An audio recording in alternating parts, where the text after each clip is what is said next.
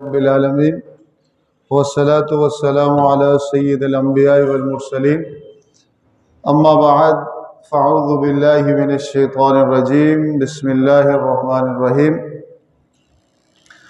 وما خلقت الجن والانس الا ليعبدون صدق اللہ العظیم وصدق رسولہ النبی الامین الکریم استغفر اللہ ربی من کل ذنب واتوب الیہ استغفر اللہ الذی لا الہ الا هو الحی القیوم واتوب الیہ مولاي صل وسلم دائما ابدا علی حبیبک خیر الخلق کلہم هو الحبیب الذی ترجى شفاعته لكل حول من الاحوال مقتحم اللهم صل وسلم وبارک علی سیدنا محمد النور الذات والسر الساری فی سائر الاسماء والصفات اللهم اغفر لي واغفر لي ولا تكلني الى اختیاری اللهم اغفر لي واغفر لي ولا تكلني الى اختیاری۔ اللہ جل جلالہ وعظم شانہ واتم برہانہ کی بارگاہ میں جتنا شکر ادا کیا جائے وہ کم ہوگا کہ رب کریم نے ہمیں توفیق بخشی ہے کہ رات کے یہ لمحات ہم اللہ عز و جل کے گھر میں بیٹھ کر اس کے قرآن کی تفسیر سمجھنے کی کوشش کر رہے ہیں، اس کے دین کی کچھ خاص باتیں سمجھنے کی کوشش کر رہے ہیں۔ اللہ عز و جل ہمارا بیٹھنا قبول فرمائے۔ پنکھا بند کرو۔ پچھلے دروس کے اندر پچھلے جو حلقہ تھا روحانی اجتماع تھا، اس میں حضور سیدی شیخ عبدالقادر جیلانی علیہ رحمہ کی جو کتاب ہے فتوح الغیب، اس کے درس چل رہے تھے۔ آج آپ کی اسی کتاب کا المقالۃ الخامسۃ والسبعون کو ہم سمجھنے کی کوشش کریں گے، یعنی اس مقالے کا نمبر 75واں نمبر ہے۔ اس کے اندر حضور سیدی غوث اعظم علیہ رحمہ نے دو باتوں کے بارے میں تفصیل بیان کی ہے۔ فی التصوف وعلی ای شیء مبناہ، آپ نے دو باتیں اس میں بیان کی کہ تصوف کیا ہوتا ہے اور تصوف کی بنیادیں کیا ہیں، کہ کس بنیاد پہ کھڑا ہے، کس چیز کو تصوف کہتے ہیں۔ اس کے اندر اصلاً تو اس مقالے کے اندر حضور سیدی شیخ عبدالقادر جیلانی علیہ رحمہ نے ایک وصیت فرمائی ہے اپنے مریدین کو، متعلقین کو، اپنے محبین کو۔ وصیت ہے، نصیحت ہے، تاکہ وہ اس پر عمل کر کے اللہ تعالیٰ کا قرب پائیں، محبت پائیں، اخلاق کو سنواریں۔ آپ ارشاد فرماتے ہیں قال رضی اللہ تعالی عنہ اوصیک بتقوی اللہ وطاعتہ، کہ میں تجھے وصیت کرتا ہوں، یعنی جو ان سے محبت کرتا ہے، جو پیار کرتا ہے، اور ظاہر سی بات ہے کہ ہر مومن مسلمان ان سے محبت کرتا ہے، اور محبت کی وجہ کیا ہے کہ وہ اللہ تعالیٰ کے کیا تھے؟ ولی تھے، اللہ تعالیٰ کے مقرب بندے تھے۔ اللہ تعالیٰ پوری زندگی انہوں نے اللہ اور اس کے رسول کے احکامات پر عمل کرتے ہوئے گزاری، اس کی تبلیغ اور ارشاد میں گزاری۔ وجہ یہی تھی، ان سے محبت کی وجہ کیا ہے کہ وہ اللہ تعالیٰ کے کیا تھے؟ ولی تھے، مقرب بندے تھے۔ اور جو اللہ تعالیٰ کے ولی اور مقرب بندے ہوتے ہیں تو اللہ ان سے محبت کرتا ہے۔ چونکہ اللہ ان سے محبت کرتا ہے تو اسی سبب مخلوق خدا بھی ان سے کیا کرتی ہے؟ محبت کرتی ہے۔ جس طرح بخاری شریف کی ایک حدیث ہے کہ آپ صلی اللہ علیہ وسلم نے ارشاد فرمایا کہ بے شک اللہ تعالیٰ اذا حب اللہ عبدا، جب اللہ تعالیٰ کسی بندے سے جب محبت کا تعلق رکھتا ہے، محبت کا مطلب کیا ہے؟ ہم جب دنیاوی اعتبار سے محبت کہتے ہیں تو ایک دل کی ایک کیفیت ہوتی ہے۔ جب انسان محبت کا لفظ بولتا ہے تو عام طور پہ آپ کے ذہن میں فوراً کیا بات یہ ہے کہ دل کسی من چاہی چیز کی طرف کھینچا چلا جائے، اس کو محبت کہتے ہیں۔ کوئی چیز آپ کو اچھی لگی، دل چاہ رہا ہے کہ وہ حاصل ہو جائے، وہ مجھے مل جائے، اس کو آپ کیسے تعبیر کرتے ہیں؟ طلب شدید۔ طلب، آپ کا دل کسی چیز کی طرف مانگے تو اس کو رغبت کہتے ہیں۔ وہ مانگنا اگر بڑھ جائے تو وہ طلب شدید ہو جاتی ہے۔ جب بہت زیادہ شدید ہو جائے کسی چیز کی طلب یا کسی چیز کی چاہت تو اس کو محبت سے تعبیر کرتے ہیں، کہ جس کے لیے انسان جو ہے اپنے آپ کو کیا کر دے؟ نیچا کر دے، اپنے آپ کو کیا کر دے؟ نیچا کر دے، تو اس کو کیا کہتے ہیں؟ محبت سے تعبیر کیا جاتا ہے۔ جب یہ اللہ تعالیٰ اس چیز سے پاک ہے، اللہ تعالیٰ اس چیز سے پاک ہے۔ ویسے اصلاً دنیاوی اعتبار سے جب انسان کے لیے محبت کا یا مخلوق کے لیے محبت کی بات کی جائے گی تو مخلوق کسی چیز کی طرف اس کے دل کی جو کھنچنے کی طاقت ہے، کھنچنے کی جو قوت ہے، کیفیت ہے، اس کو محبت سے تعبیر کرتے ہیں، اور اللہ تعالیٰ اس چیز سے پاک ہے۔ اللہ تعالیٰ کی یہ شان نہیں ہے کہ اس کا دل اس طرح کسی کی طرف مائل ہو، اللہ تعالیٰ ان چیزوں سے پاک ہے۔ لیکن جب اللہ تعالیٰ کے لیے بولا جائے کہ اللہ تعالیٰ کسی سے محبت کرتا ہے، اس نے قرآن مجید میں اللہ فرماتا ہے یحبہم و یحبونہ، یحبہم و یحبونہ، کہ اللہ تعالیٰ ان لوگوں سے کیا کرتا ہے؟ محبت کرتا ہے، اور وہ لوگ اللہ تعالیٰ سے محبت کرتے ہیں، یعنی نیک لوگ اللہ تعالیٰ ان سے محبت کرتا ہے اور وہ اللہ سے محبت کرتے ہیں۔ محبت لفظ میں تو اشتراک ہے کہ اللہ بھی محبت کر رہا ہے، نیک لوگ بھی اللہ سے محبت کر رہے ہیں، لیکن محبت کا جو معنی مفہوم ہے اللہ کے لیے جدا ہے، مخلوق کے لیے جدا ہے، مخلوق کے لیے جدا ہے۔ جب یہ کہا جائے کہ اللہ تعالیٰ کسی سے محبت کرتا ہے تو اس کا مطلب کیا ہے کہ اللہ تعالیٰ اس پر خصوصی کرم کرتا ہے، خاص رحمت کرتا ہے، اس پر خاص توجہ دیتا ہے، اس پر خاص عنایت ہوتی ہے۔ وہ جو خاص محبت، خاص رحمت، خاص نعمت اور خاص عنایت ہوتی ہے تو اس کو کہا جاتا ہے کہ اللہ تعالیٰ بندے سے کیا کر رہا ہے؟ محبت کر رہا ہے۔ سمجھ گئے؟ یہ عام دنیاوی محبت کا اعتبار، مخلوق والی محبت نہیں ہوتی۔ جب کہا جائے اللہ کی سے محبت کرتا ہے تو مطلب اللہ تعالیٰ اس پر خاص کرم کرتا ہے، اس پر خاص عطا کرتا ہے۔ وہ خاص کرم اور خاص عطا کیا ہوتی ہے؟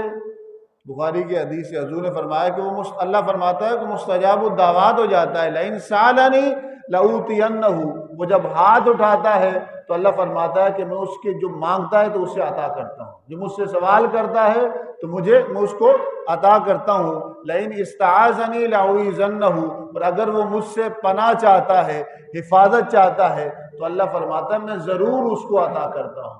ایک اور حدیث میں حضور فرماتے ہیں کہ لو اقسم علی اللہ لابرہ، اللہ کے کچھ محبوب بندے ایسے ہیں کہ کسی کام کی قسم کھا لیں کہ خدا کی قسم یہ ایسے ہی ہوگا تو اللہ تعالیٰ ان کی زبان کی بھی لاج رکھتا ہے، ان کی زبان کی بھی لاج رکھتا ہے۔ تو قرآن میں اللہ فرماتا ہے کہ ان اللہ مع الصابرین یحب المحسنین، اللہ نیکوں کو پسند کرتا ہے، ان کے ساتھ ہوتا ہے، ان پہ کرم کرتا ہے۔ یہ سارے لوگ کون ہوتے ہیں؟ جن سے اللہ تعالیٰ کا محبت کا تعلق ہوتا ہے۔ جب یہ کہا جائے کہ اللہ محبت کرتا ہے تو مطلب کیا ہوگا؟ خاص عنایت کرتا ہے، خاص رحمت کرتا ہے، خاص نعمت کرتا ہے۔ تو بخاری کی حدیث ہے، حضور فرماتے ہیں کہ جب اللہ تعالیٰ اپنے کسی بندے سے محبت کرتا ہے تو نادى جبرائیل، بات سمجھانے کے لیے بیان فرمایا کہ جبرائیل کو بلاتا ہے، کہتا ہے کہ جبرائیل انی احب فلانا فاحبہ، جبریل میں اس بندے سے، فلاں بندے سے محبت کرتا ہوں، تم بھی اس سے کیا کرو؟ محبت کرو۔ تو جبریل علیہ السلام جو ہیں فرشتوں کو آ کے بتاتے ہیں کہ اللہ تعالیٰ ان سے، اس فلاں بندے سے محبت کرتا ہے، فرشتوں تم بھی اس سے کیا کرو؟ اہل آسمان والے سارے آسمان کی جو مخلوق ہے اس سے محبت کرنا شروع کر دیتی ہے۔ محبت سے مراد کیا؟ اس کے لیے دعا کرتی ہے، اس کے لیے استغفار کرتی ہے، اس کے معاون و مددگار بن جاتی ہے۔ پھر حدیث کے اگلے حصے میں آتا ہے کہ ثم یودع لہ القبول فی الارض، آسمان میں اس کی محبت کا اعلان ہو جاتا ہے کہ یہ اللہ کا محبوب بندہ بن گیا ہے۔ تو کہا کہ پھر زمین میں اس کی قبولیت اور محبت اللہ تعالیٰ لوگوں کے دلوں میں ڈال دیتا ہے، لوگوں کے دلوں میں ڈال دیتا ہے۔ حضور سیدی غوث اعظم علیہ رحمہ ان بزرگان دین میں سے ہیں کہ اللہ تعالیٰ نے ان کی محبت لوگوں کے دلوں میں ڈال دی، کیونکہ وہ محبوب بارگاہ تھے۔ ان کی سیرت، ان کا کردار، ان کی تعلیمات، ان کے خلق خدا کے ساتھ جو خاص عنایت، الفت اور شفقت کا معاملہ تھا، مخلوق خدا کے ساتھ جو خاص تعلق تھا اللہ کی وجہ سے، وہ چونکہ خلق خدا کو بہت زیادہ نفع دیا، اللہ نے ان کے ذریعے بہت زیادہ دین کا کام کیا، ہزاروں لاکھوں لوگوں کو ان سے کیا دیا؟ دین اسلام میں وہ داخل ہوئے، لاکھوں لوگوں نے توبہ کی، ہزاروں لوگ آپ کے دستے بیعت کر کے اللہ کا قرب پایا، ولایت حاصل کی۔ تو آپ ارشاد فرماتے ہیں کہ اوصیک بتقوی اللہ تعالی و طاعتہ، کہ میں تجھے وصیت کرتا ہوں، میں تجھے نصیحت کرتا ہوں کہ پہلا کام کیا کرنا ہے کہ اللہ کا تقوی اختیار کرنا ہے۔ کیا کرنا ہے؟ تقوی کب ہوگا؟ یعنی اللہ کی ناراضگی سے ڈرنا ہے۔ اللہ کی ناراضگی سے کب ڈریں گے؟ جب اللہ کے بارے میں جانیں گے، جب یہ جانیں گے کہ اللہ تعالیٰ کن کن چیزوں سے خوش ہوتا ہے اور کن کن چیزوں سے ناراض ہوتا ہے۔ دوسرا کام وطاعتہ، اس کی اطاعت کرنی ہے، اس کی فرما برداری کرنی ہے، اس کی بات ماننی ہے۔ وَلُزُومِ ظاہر الشرع وسلامت الصدر، شریعت کے جو حکم ہیں، ظاہر شریعت کے جو احکامات ہیں اس پر عمل کرنا ہے، دل کو بھی سینے کو بھی سلامت رکھنا ہے، یعنی باطنی امراض سے بھی اپنے آپ کو محفوظ رکھنا ہے۔ وَسَخَائِ النَّفْسِ، نفس کو سخی کرنا ہے، کنجوس نہیں کرنا۔ وَبَشَاشَةِ الْوَجْهِ، اپنے چہرے کو ایسا رکھنا ہے کہ لوگوں کے سامنے وہ کیا ہو، خوش مزاج لگے، اچھا لگے، خوش مزاج چہرہ رکھنا ہے، اچھا چہرہ رکھنا ہے۔ فرماتے ہیں وَبَذْلِ النَّدَا وَقَفِّ الْأَذَى، اللہ کی راہ میں خرچ کرنا ہے، وہ اذیت کو دور کرنا ہے، مخلوق خدا کو تکلیف نہیں دینی۔ وَتَحَمُّلُ الْعَذَا وَالْفَقْرِ، اگر کہیں سے تکلیف مل جائے تو اسے برداشت کرنا ہے، اگر کہیں تنگی آ جائے معاشی تو اس کو بھی برداشت کرنا ہے۔ وَحِفْظِ حُرُمَاتِ الْمَشَائِخِ، اپنے بڑوں کی، اولیاء کرام کی، علماء کا ادب کرنا ہے۔ کیا کرنا ہے؟ بڑوں کا ادب کرنا ہے۔ بڑوں میں انبیاء کرام آتے ہیں، صحابہ کرام آتے ہیں، اہل بیت اطہار آتے ہیں، محدثین آتے ہیں، مفسرین آتے ہیں، علماء آتے ہیں، فقہاء آتے ہیں، ان کی حرمت کی پاسداری کرنی ہے، ان کا ادب و احترام کرنا ہے۔ وہ تصوف کے اندر یہ قاعدہ ہے، صوفیاء کے اندر کہ طرق العشق کلھا ادب، ان الدین کلہ ادب، کہ دین سارا کا سارا ادب کا نام ہے۔ کس کا نام ہے؟ عشق کے جتنے رستے بھی جاتے ہیں، راہ سلوک کے جتنے رستے ہیں، ان سب رستوں کے اندر ایک چیز لازمی ہے، ایک چیز ضروری ہے، ایک چیز نیسیسری ہے۔ وہ لازمی شرط کیا ہے؟ وہ لازمی اور ضروری چیز کیا ہے؟ ادب۔ کیا؟ ادب۔ انگریزی میں ریسپیکٹ اینڈ آنر، جیسے کہ عزت اور تعظیم کرنا۔ ادب بہت وائڈر سینس میں آتا ہے۔ ریسپیکٹ اور آنر کا لفظ ادب کے معنی کو سمیٹ نہیں سکتا۔ ادب عربی کا لفظ ہے، بہت وسیع معنی میں استعمال ہوتا ہے۔ ہر ایک کو اس کا حق دینا، ہر ایک کا کیا کرنا؟ ادب کرنا۔ فرماتے ہیں حفظ حرمات المشائخ، مولانا روم کا ایک شعر مثنوی میں کہ از خدا جوئیم توفیق ادب، میں خدا سے ایک ہی چیز مانگتا ہوں کہ رب مجھے ادب کی توفیق دے دے۔ کس کی توفیق دے دے؟ بے ادب محروم ماند از فضل رب، از خدا جوئیم توفیق ادب، بے ادب محروم ماند از فضل رب۔ آپ فرماتے ہیں میں خدا سے ایک ہی چیز کی جستجو کرتا ہوں کہ رب مجھے ادب کی توفیق عطا فرما۔ کس کی؟ ادب کی توفیق عطا فرما، کیونکہ بے ادب جو ہے اللہ کے فضل سے محروم رہتا ہے۔ کس سے محروم رہتا ہے؟ اللہ کے فضل سے محروم رہتا ہے۔ بے ادب آدمی نہ دین کا رہتا ہے، نہ دنیا کا رہتا ہے، نہ آخرت کا رہتا ہے، نہ اس کا کوئی کردار ہوتا ہے۔ اب بے ادبی چاہے انبیاء کرام کی ہو، اولیاء کرام کی ہو، خدا کی ہو، کفر ہو جاتا ہے، بڑوں کی ہو۔ فرماتے ہیں کہ آپ حضور سید غوث اعظم فرماتے ہیں کہ تمہیں وصیت کرتا ہوں کہ تم نے ادب کا معاملہ رکھنا ہے۔ کس کا معاملہ رکھنا ہے؟ ادب کا معاملہ رکھنا ہے۔ والعشرۃ مع الاخوان، تمہارے بھائی ہیں، تمہارے تعلق واسطے والے ہیں، ان سے اس نے سلوک رکھنا ہے۔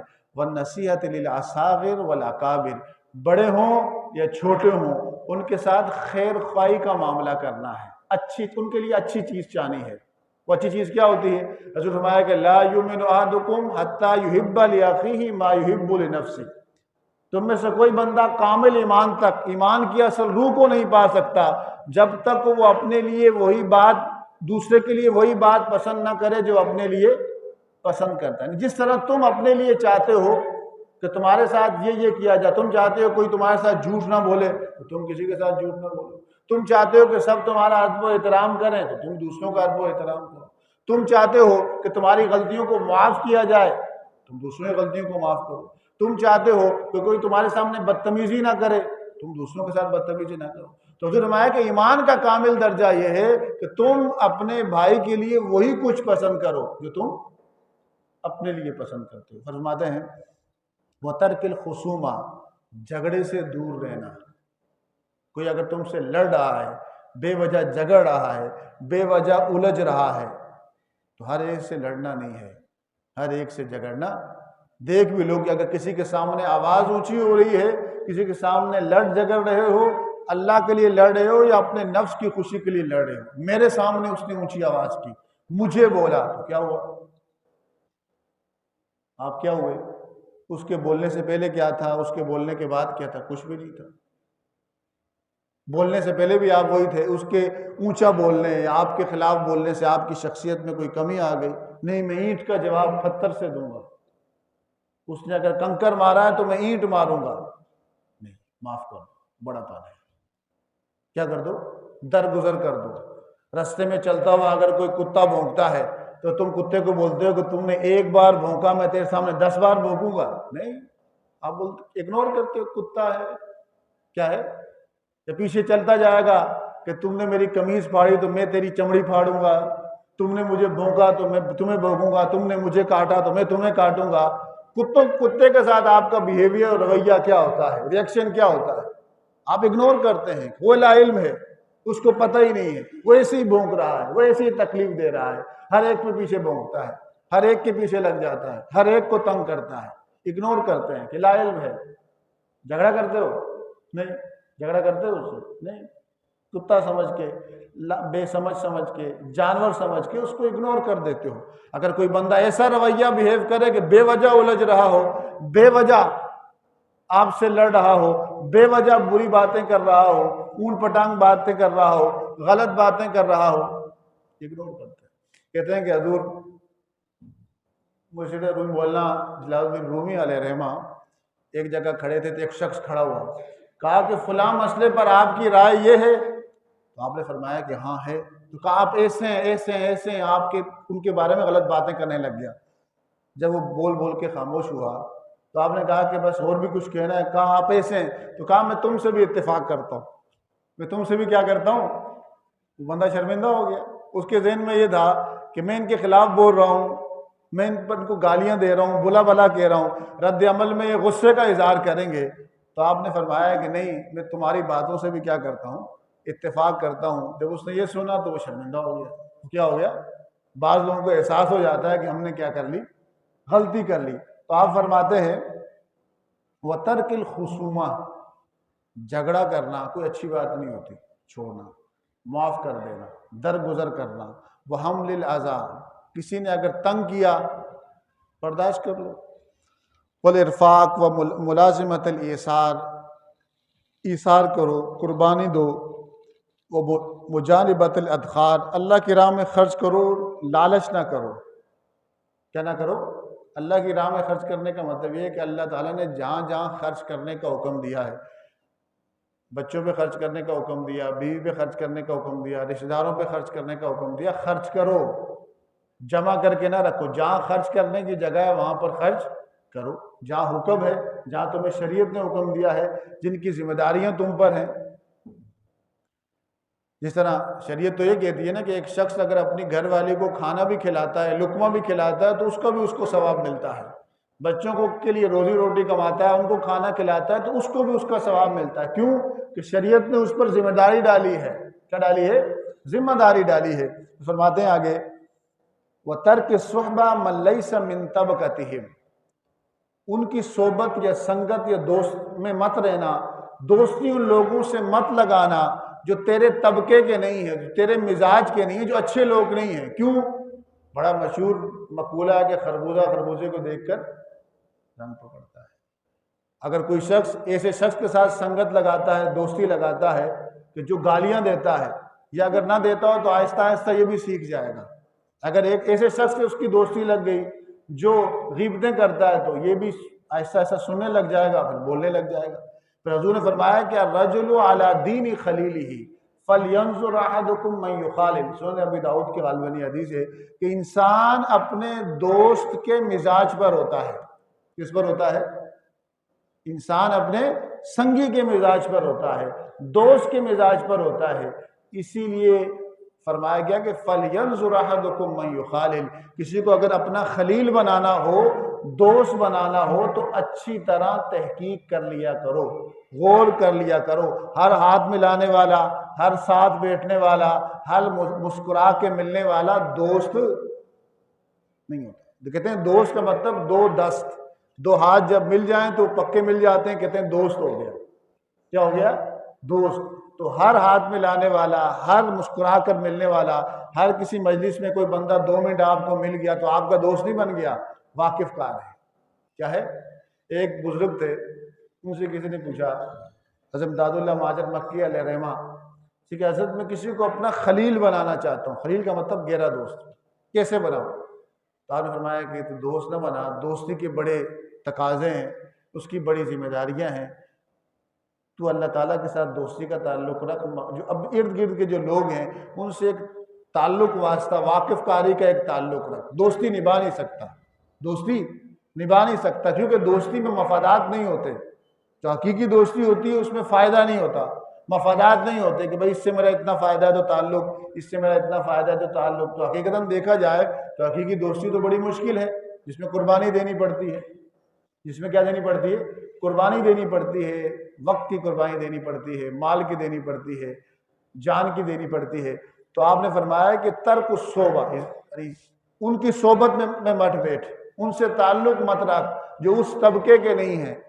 نیکوں کی صحبت اختیار کر، بروں کی صحبت سے بچ، جھوٹے سے بچ ورنہ تو بھی جھوٹا ہو جائے گا، غیبت کرنے والے سے بچ ورنہ تو بھی غیبت کرنے والا ہو جائے گا، گندی باتیں کرنے والے سے بچ تو بھی ویسا ہو جائے گا، سود خور سے بچ ورنہ تجھ پہ بھی سود کی لعنت میں ملوث ہو جائے گا، ہر برے کام کرنے والے سے تو بچ ورنہ کیا ہو جائے گا، وہ بھی تجھے کس میں ڈال دے گا؟ برائی میں ڈال دے گا، برابر کس میں ڈال دے گا؟ انسان کو اللہ کا نے مزاج ایسا بنایا ہے کہ وہ اثر لیتا ہے، اثر فعال بھی ہے، انفعال بھی ہے۔ فعالیت کا مطلب اثر کرنے والا بھی ہے اور اثر لینے والا بھی ہے، انسان کی طبیعت ہے، نہ چاہتے ہوئے بھی وہ ہو جائے گا، اس کی مجبوری ہے۔ تو کہا کہ اس کی صحبت نہیں مت دے۔ والمعاونہ فی امر الدین والدنیا، دین کا معاملہ ہو یا دنیا کا معاملہ ہو، وتعاونوا علی البر والتقوی ولا تعاونوا علی الاثم والعدوان، اچھے کاموں میں ایک دوسرے کے ساتھ کوپریشن کرو، تعاون کرو، ایک دوسرے کا ہاتھ بٹاؤ، برے کاموں میں ایک دوسرے کے معاون اور مددگار مت بنو۔ پھر حضور سید غوث اعظم علیہ رحمہ فرماتے ہیں کہ وہ حقیقت الفقر، جو صوفیہ لفظ فقر استعمال کرتے ہیں یا فقیر استعمال کرتے ہیں، ایک فقیر تو وہ ہوتا ہے جو لفظ استعمال ہوتا ہے ہمارے اردو میں کہ جس کے پاس کچھ ہو ہی نہ، مانگنے والے کو کہتے ہیں فقیر۔ صوفیہ جب فقر استعمال کرتے ہیں وہ کس کے لیے استعمال کرتے ہیں؟ جس نے اپنے دل سے دنیا کی اور مخلوق کی محبت کو نکال دیا ہو، اس کو فقر سے تعبیر کرتے ہیں۔ کس سے تعبیر کرتے ہیں؟ یعنی اپنے آپ پر اتنی محنت کی ہو کہ اپنے ارادے اور اپنی نیت کو بھی حسین بنا دیا، کردار کو بھی حسین بنا دیا، کسی کے ساتھ تعلق رکھتا ہے تب بھی اللہ کے لیے رکھتا ہے، توڑتا ہے تب بھی اللہ کے لیے توڑتا ہے، اس درجے پر پہنچ گیا۔ تو آپ فرماتے ہیں حقیقت الفقر، فقر کی حقیقت یہ ہے کہ اللہ تفتقر علی من ہوا مثلک، وحقیقت الغنا ان تستغنی عن من ہوا مثلک، کہا کہ حقیقت فقر یہ ہے کہ تو اس پر اعتماد نہ کرے جو تجھ جیسا ہے، یعنی مخلوق پر اعتماد نہ کرے۔ مخلوق کے بارے میں حسن ظن رکھ سکتے ہیں، کیا رکھ سکتے ہیں؟ اچھا گمان رکھ سکتے ہیں۔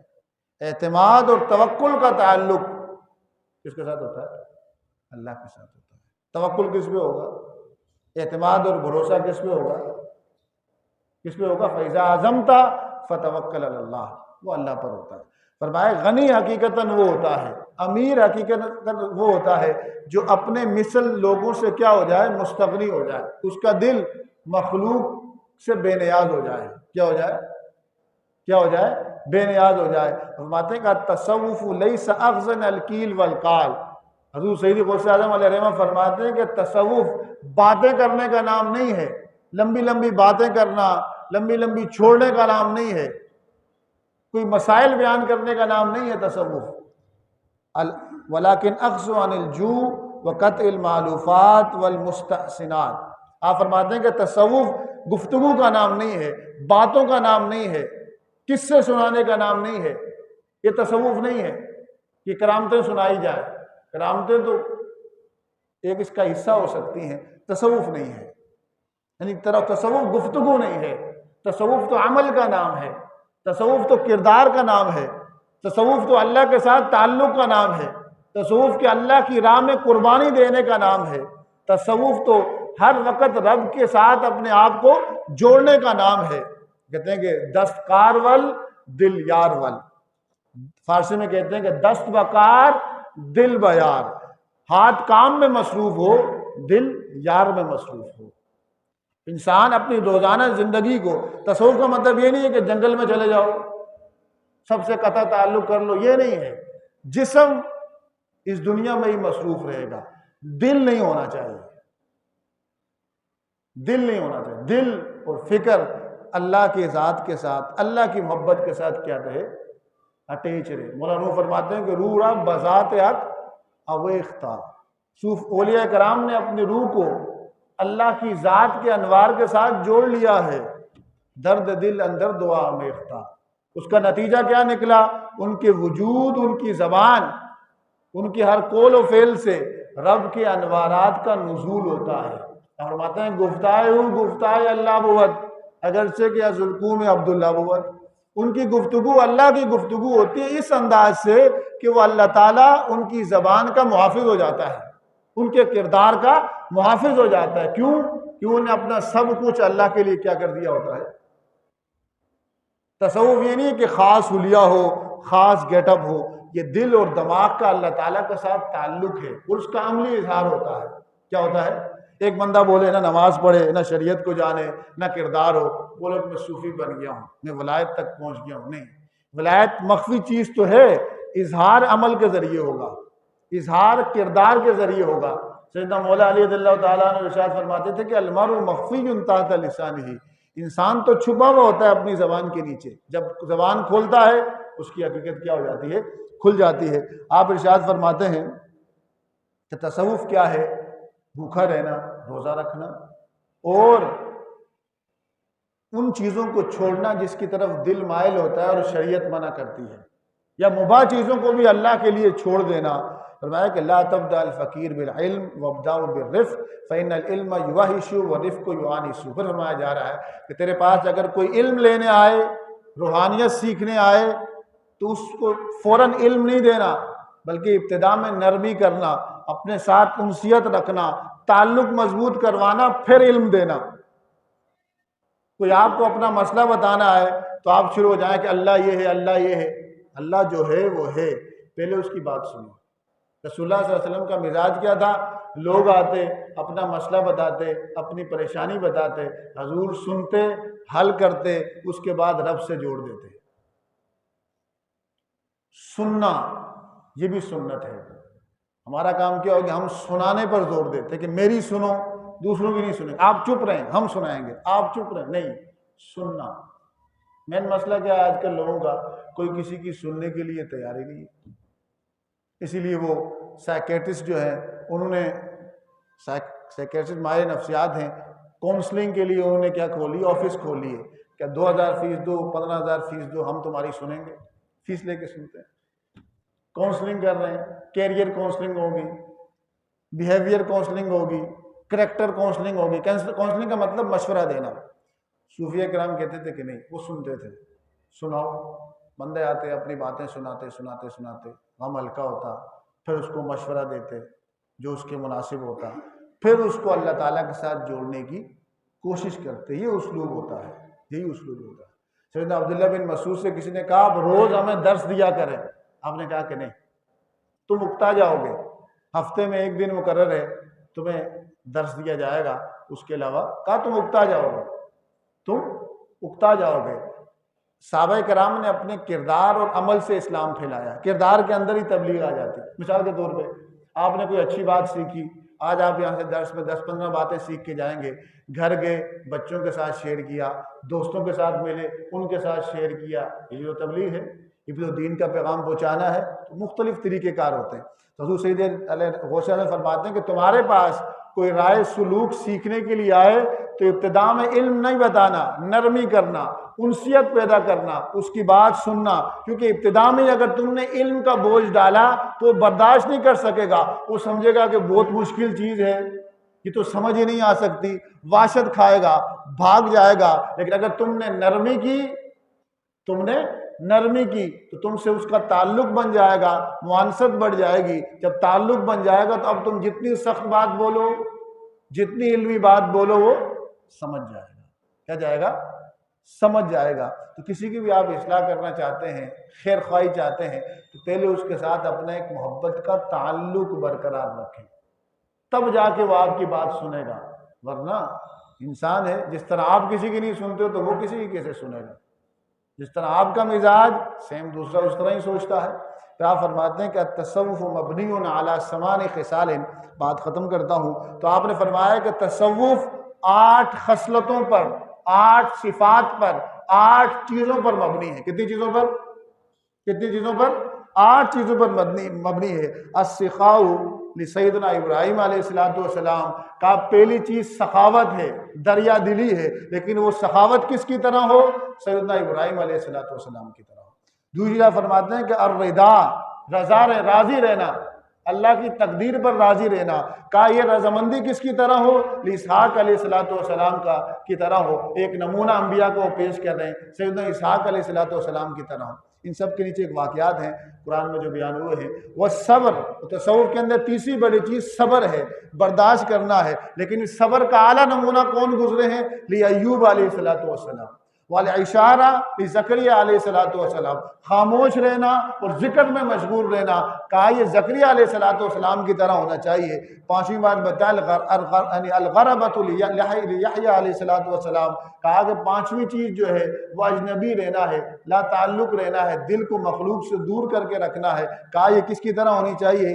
سیدنا یحییٰ علیہ السلام کی طرح ہونا چاہیے. التصوف لموسیٰ، کہا صوف پہننا، صوفی بننا. کہا یہ کس کی طرح ہونا چاہیے؟ موسیٰ علیہ السلام کی طرح ہونا چاہیے. السیاحۃ لعیسیٰ علیہ السلام، اللہ کی زمین پر گھومنا پھرنا اور اللہ تعالیٰ کی جو نشانیاں ہیں، رب کریم کی جو کائنات ہے، اس پر غور و فکر کرنا. کہا یہ غور و فکر یعنی سیاحت کا انداز کس کی طرح ہوگا؟ عیسیٰ علیہ السلام کی طرح ہوگا. کہا والفقر، اور فقر جو ہے، فقر اعتماد اور توکل علی اللہ. کہا کہ وہ کس کی طرح ہوگا؟ آپ فرماتے ہیں سیدنا و نبینا محمد صلی اللہ علیہ وسلم وعلی اخوانہ من النبیین والمرسلین وآل کلہم وصحب کلہم وسلم اجمعین. تو آپ فرماتے ہیں کہ تصوف 8 چیزوں پر مبنی ہے. سخاوت جو ابراہیم علیہ السلام کی طرح ہو، رضا جو اسحاق علیہ السلام کی طرح ہو، صبر جو ایوب علیہ السلام کی طرح ہو، الاشارہ خاموش رہنا اور ذکر میں مشغول رہنا یہ زکریا علیہ السلام کی طرح ہو، الغربہ اور غرابت اجنبیت دل کا مخلوق سے کاٹ لینا یہ یحییٰ علیہ السلام کی طرح ہو. تصوف یا صوف پہننا یا سادہ رہنا موسیٰ علیہ السلام کی طرح ہو. سیاحت ہو، اللہ کی زمین پر گھومنا، غور و فکر کرنا عیسیٰ علیہ السلام کی طرح ہو. اور فقر، توکل، اعتماد اور محبت کا اللہ تعالیٰ کے ساتھ تعلق جو ہے حضور صلی اللہ علیہ وسلم کی طرح ہو. تو آپ فرماتے ہیں کہ یہ 8 چیزیں کسی میں پائی جائیں گی وہ کامل صوفی ہو جائے گا. وہ کامل صوفی کا مطلب یہ ہے کہ وہ اللہ تعالیٰ کا مقرب بندہ ہوگا. ان 8 چیزوں میں عقیدہ بھی ہے، ان 8 چیزوں میں کردار بھی ہے، ان 8 چیزوں میں یعنی فکر کی اصلاح بھی ہے، عمل کی اصلاح بھی ہے اور کردار کی اصلاح بھی ہے. تو یہ حضور سید غوث اعظم علیہ رحمہ کی کتاب فتول غیب کا المقالۃ الخامسۃ والسبعون تھا. 75 نمبر مقالہ تھا جو آپ نے تصوف اور اس کی بنیادوں کے متعلق ارشاد فرمایا. رب کریم سے دعا ہے کہ جو کچھ سنا اس پر عمل کرنے، اسے دوسروں تک پہنچانے کے رب کریم توفیق نصیب فرمائے. وما علیہ الا البلاغ المبین.